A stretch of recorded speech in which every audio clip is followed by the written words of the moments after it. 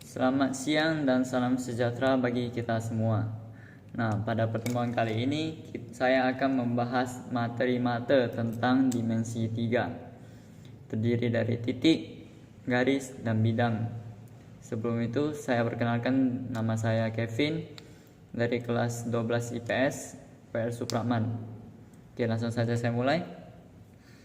Yang pertama, kita harus tahu dulu apa itu pengertiannya. Nah, di sini terdapat 3, yaitu titik, garis, dan bidang. Titik itu merupakan suatu bagian dari garis yang tidak memiliki besaran maupun dimensi. Seperti titik yang kalian tahu bahwa titik adalah sebuah lingkaran kecil yang tidak memiliki dimensi. Dalam contoh ini saya menggunakan cincin. Saya menggunakan 3 cincin. Dan garis di sini merupakan kumpulan dari titik-titik yang berjumlah banyak sehingga ia membentuk sebuah dimensi yang berukuran panjang. Nah, di sini titik memiliki satu dimensi. Di contoh ini saya menggunakan pulpen, ya 2 pulpen di sini. Dan yang terakhir adalah bidang. Bidang di sini pengertiannya merupakan bagian dalam dari sebuah objek dimensi.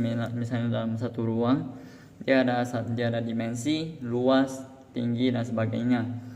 Nah, terdiri dari titik dan garis sehingga memiliki ukuran panjang dan luas. Misalnya saya buat begini, ini garis, 2 garis.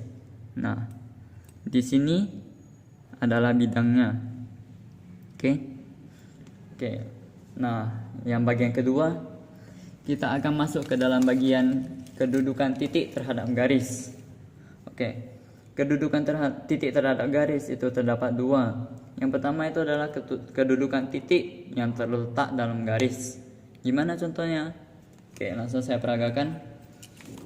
Kedudukan titik dalam garis. Kita masukkan titik ke dalam pulpen ini. Anggap saja ini garis dan ini 2 adalah titik.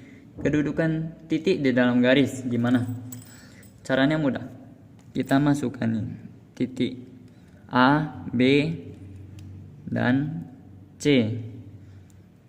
Anggap saja seperti ini. Nah, kedudukan titik di dalam garis di mana?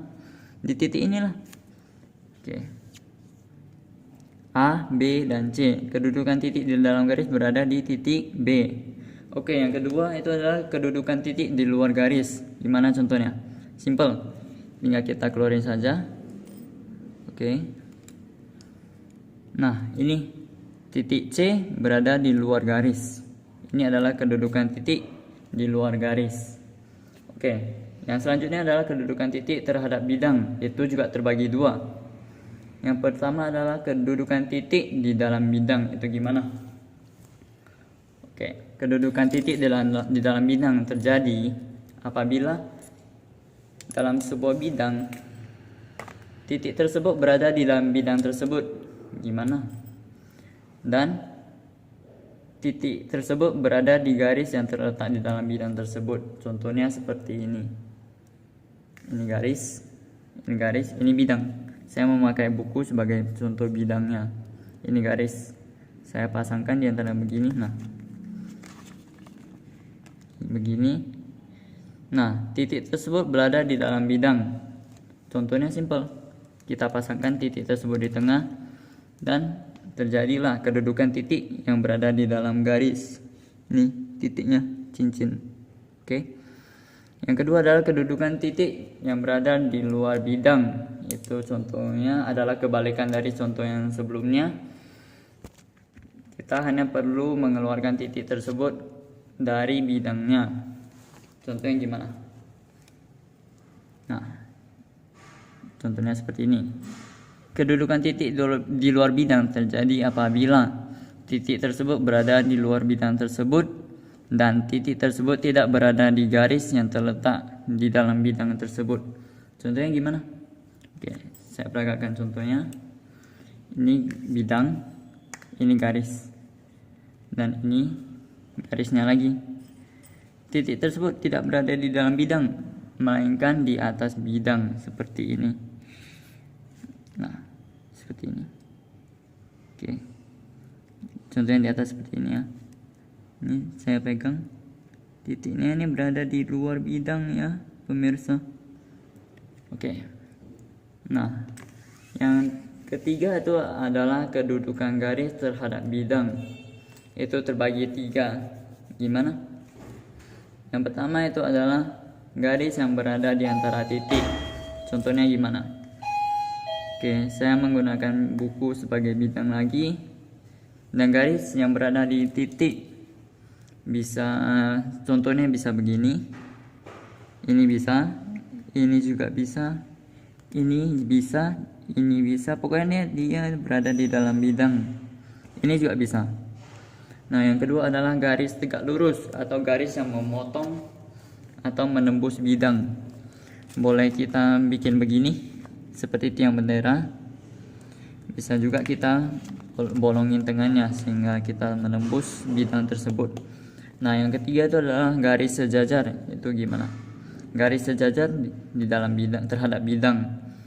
Contohnya seperti ini. Kita pasangkan garis di atas bidang tersebut. Garis yang sejajar berarti kita harus pasangkan garis yang berikutnya sejajar dengan pen tersebut, dengan garis tersebut. Nah, seperti begini. Ini gayanya harus sama ya. Harus gini, gini, gini, dan begini. Itu saja. Oke. Yang terakhir itu adalah kedudukan bidang terhadap bidang. Contohnya gimana? Simple. Itu juga terbagi 3. Yang pertama itu adalah 2 bidang yang saling sejajar. Oke. 2 bidang yang saling sejajar berarti itu sama dengan contoh yang sebelumnya, garis sejajar. Itu tidak beda jauh dengan bidang yang sejajar. Contohnya gimana? Kita akan taruh ini bidang A, bidang B. Bidang A dan bidang B itu adalah sejajar. Dimanapun titik bidang A berada, dan posisinya harus sama dengan bidang yang di atas. Nah, seperti begini. Ini bidang B. Bidang B itu harus sama sehingga dia disebut bidang sejajar. Oke. Yang kedua adalah bidang yang saling berpotongan. Nah, ini dia harus berpotongan tegak lurus. Bisa begini, bisa begini, bisa begini, dan bisa begini. Pokoknya dia harus siku berpotongan. Oke. Yang ketiga dan yang terakhir adalah 2 bidang yang saling berhimpit. Gimana caranya? Simple. Kita hanya perlu meletakkan bidang tersebut berhimpit sehingga menjadi begini. Nah, bidang A, bidang B. Nah, ini adalah contoh dari 2 bidang yang saling berhimpit. Oke, sekian saja dari penjelasan saya hari ini. Terima kasih sudah menonton. And have a nice day. Peace out.